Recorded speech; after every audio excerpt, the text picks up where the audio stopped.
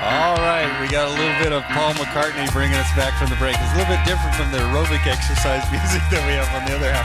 My name is Rex Perry. If you've just tuned in, what we're doing is talking real estate here in the Valley, giving out names and phone numbers of real estate agents, and our co-host is Jeff Obrasky, Homeowners Financial Group. We are Arizona's award-winning mortgage banking company. And you are the... I am the 2013 Loan Officer of the Year. We got to keep pumping that. We are. I'm a special guy. Ask all my coworkers.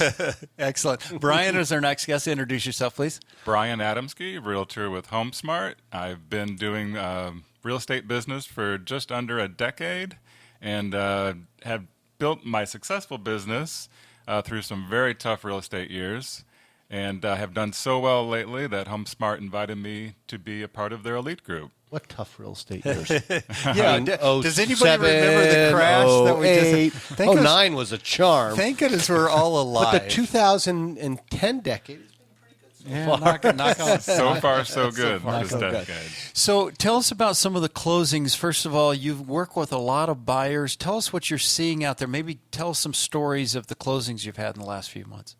Sure. On the buying side, one thing that sets me apart is that I actually will point out the negatives in homes as we walk through them. I don't do the whole charm thing. I know they can see all the shiny, beautiful things. So there was a particular listing that my client was interested in the Arcadia Light area, which was about Indian School and 56th Street.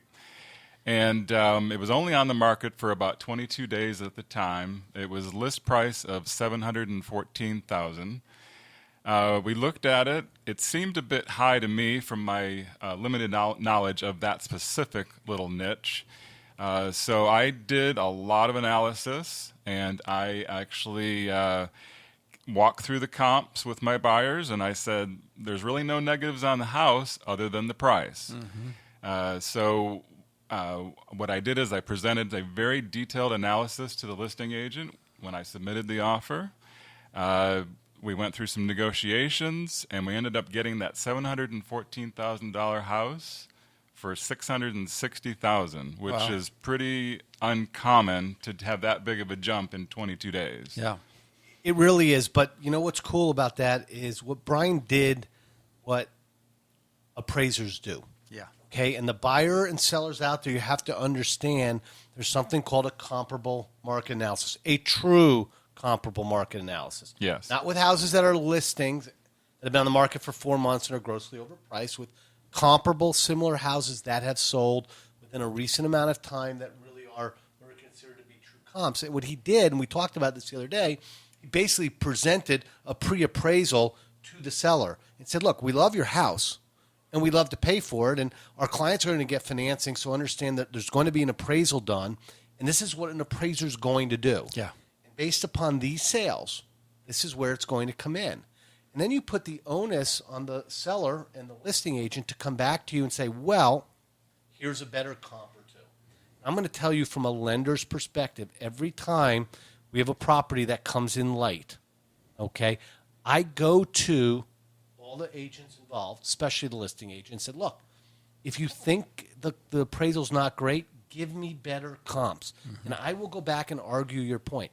They never do. Yeah. So you need an agent who basically took the time, didn't just throw an offer on the table, threw a quote-unquote lowball offer, but he handed them, a set of concrete facts to back it up. And that's what you want out of an agent. Yeah, go ahead. And what's important to realize, too, is that you have to have the local knowledge of the area, because when you're comparing true Arcadia to Arcadia Light, which is only a quarter, half mile away, which you normally would include in your comps, that same house in Arcadia would be about $1.5 million. Yeah. And the same, and again, we see that. You're totally correct. What we see is not so much sometimes the neighborhoods, but we'll see something that's one subdivision, they're right next to each other. So as the crow flies, they're a quarter mile away. One is a total tract neighborhood. Yeah. Okay. The other is a semi-custom or custom neighborhood. Yeah. Okay. The same square footage, basically similar size lots, but you can't compare some of the niche luxury markets, even though it's a half a mile away. Exactly. Okay. You can't compare a custom home to a tract home. Yeah. It's Right. an apple orange. You go into the big cities. You go in Manhattan, Chicago, parts of L.A., and you can literally walk neighborhoods where, you walk 2 blocks and you're 50% difference in price. Yeah. And let's Great analysis. There's a lot of listeners that don't understand. Arcadia is basically south of Camelback, Yes.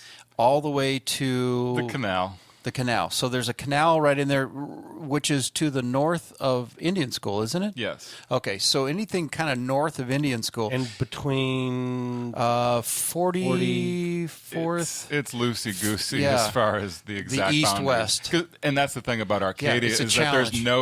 there's no entity that has said this is Arcadia. Yeah, but you have to understand when we say Arcadia Light means that you're a few hundred yards either east, west, north, or south, and that will change the difference. Exactly. And people really stretch the whole Arcadia Light because it goes too far. I mean, they have it going down to Thomas Road, which is not exactly But true. you go over to the Tatum area, and on I don't know exactly where it is, but somewhere there's a block where Paradise Valley ends and Phoenix begins. Paradise Valley is a higher rent district That's the way it is. than North Central Phoenix. Yes. Yeah. They can be across the street from each other. Yeah. But it's different schools, different zip codes.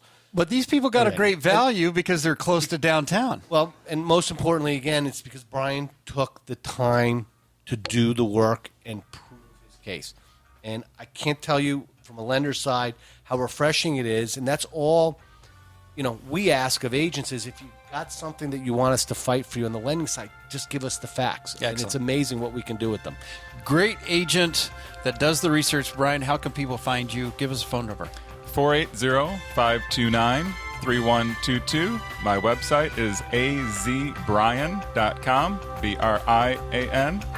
Phone number 480-529-3122. I would love to work with you. And financing. Jeff Obrasky, Homeowners Financial Group, 602-445-9094. Fantastic. Everybody, stay tuned. We're coming right back. 123bz.com.